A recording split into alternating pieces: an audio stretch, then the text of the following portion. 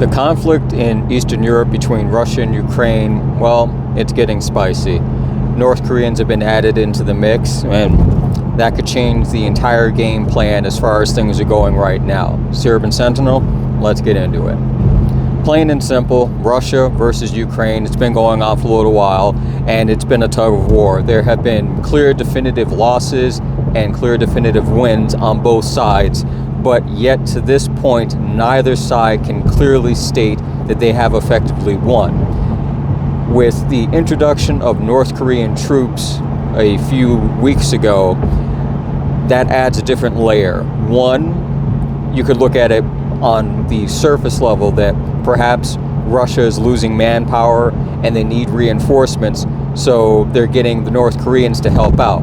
They're already purchasing ammunition and a few weapon systems from North Korea, but they're paying the North Koreans for that, so I can't see the financial aspect or benefit to North Korea by sending in their troops.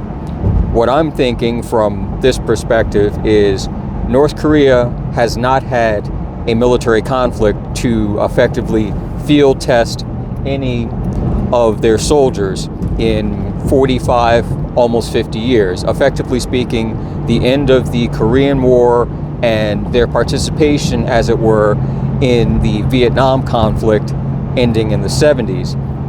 Any and all service personnel in North Korea have not been in a hot war. They've not been in an actual conflict of them versus another military force.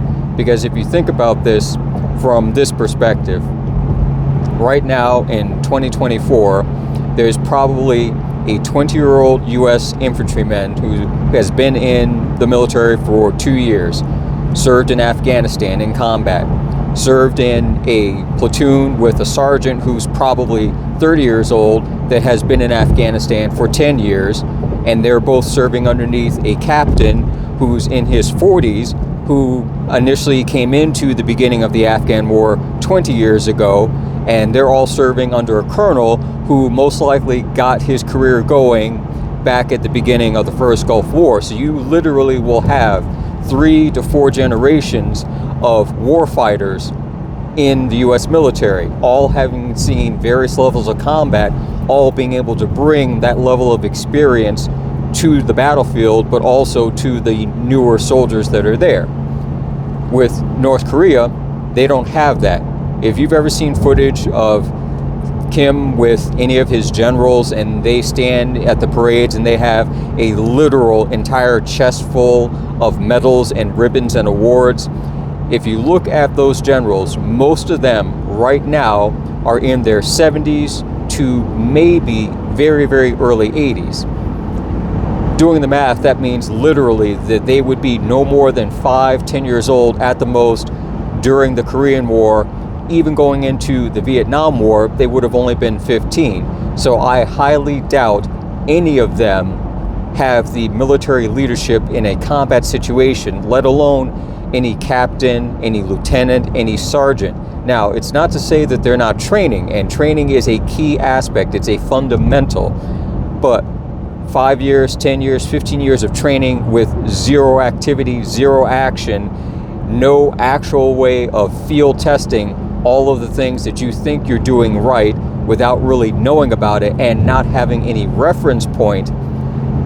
I feel that the North Korean soldiers going in, yeah, Russia could be using them for cannon fodder, just sending them out into hot spots, letting them soak up the bullets, and then the Russian troops come in after the fact to either clean up or isolate or coordinate a better attack. That could be a big thing. I believe it's 10,000 North Korean soldiers that are there. My feeling is probably some of them are part of the special operations, special forces. So even if through a rate of attrition, only 5,000 come out at the end of 4 months and they come back to North Korea, and then they then train another 10,000 of their fellow soldiers to even send those back out, even on that revolving door situation, at the end of a year, if this conflict is still going on, North Korea will have effectively created 20,000 recently battle-hardened soldiers that at that point become a force multiplier, not just simply as training cadre, but as actual in-field use. They already have experience with espionage and sabotage and infiltration, but it's the one-on-one, one-on-10 type of fighting situation that they haven't had a chance to get their feet wet. And I feel that using this conflict would be one of those things that they can now add to their arsenal, because no matter what you think about in terms of their missile defense systems or their missile offense systems, any war that happens again in that area is still going to come down to the soldiers on the ground. And yes, numerically speaking, they have more. If we were to find a big open field and line all of our active military up in a row and all of theirs in a row, they would have more.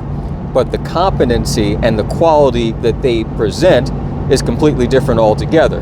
And that's the realization that I think they're looking at, is they see an opportunity and they're going to take some losses, but for that regime, the small number of losses, 1,000, 2,000, 5,000, is well worth it to bring the others back with experience.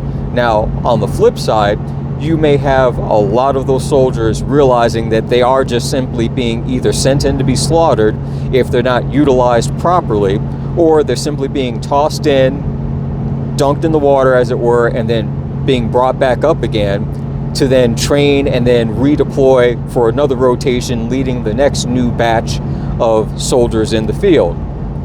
And they may decide to skedaddle. And as far as I know, there have been reports of exactly that, deserters trying to leave. Now, with the Russian soldiers that are there, and many of them are conscripts and many of them don't want to be there, it could be a hit or miss. It could be simply you have Russian soldiers that are pretty much locked into the fact that I don't want to be here, you don't want to be here, but you're not leaving, so we're going to do what we need to do to keep you in the field. Or you may start to have situations where they start tag teaming and working together to figure a way to get themselves out of the mess that they're in. But again, I'm not there, I'm not in their situation, I'm not inside their head. I'm just thinking from the perspective of what I see on the outside. Now, with that being said, it still runs into the problem that officially this war is between Russia and Ukraine. Once other countries start lending more than just financial help, more than just equipment, when they continue to put boots on the ground, where's the line in that? You know, at what point is it all right for a neighboring country that may align more with Ukraine to send in their troops?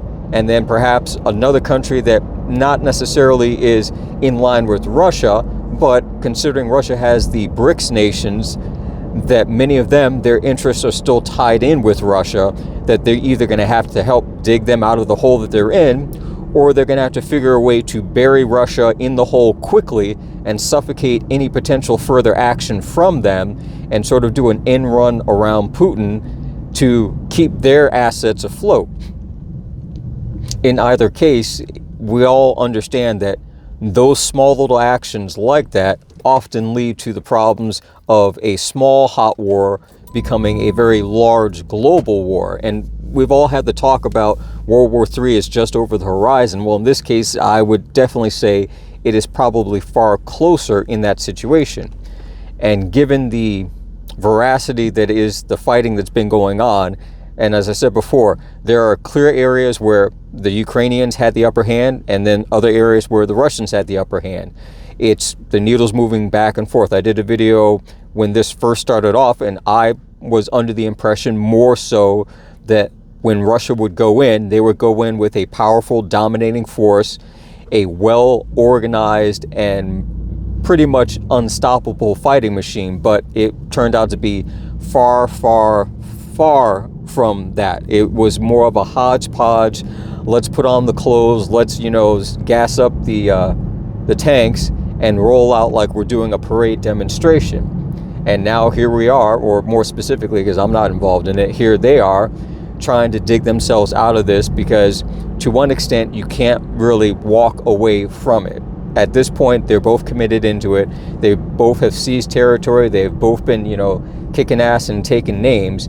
So they're going to have to run this through to completion, which is still going to come down to someone has to be the winner. I I don't see a situation where we're going to get a very similar North Korea, South Korea, where they stay tense and hostile with no official declaration of ceasefire or surrender or any type of capitulation, where they just sort of stay on the edge right there waiting for the next thing to set them off.